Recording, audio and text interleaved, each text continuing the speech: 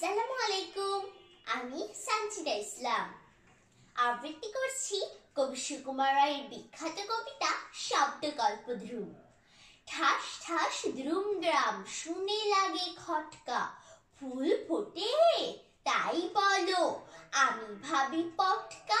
সাই সাই পন পন ভয়ে কান বন্ধ, ওই বুঝি ছুটে চায় সে ফুলের গন্ধ।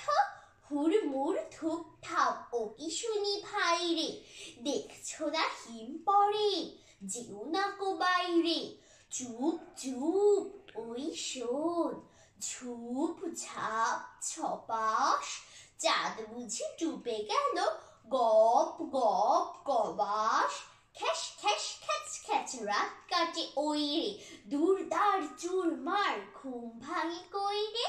ঘর ঘর ফন ফন ঘোরে কত চিন্তা, কত মন নাচে সন্ধেই ধেই চিন্তা। ঠুং ঠাং ঠং ঠং কত ব্যথা বাজে রে, ফট ফট বুক ফাটে তাই মাঝে মাঝে রে।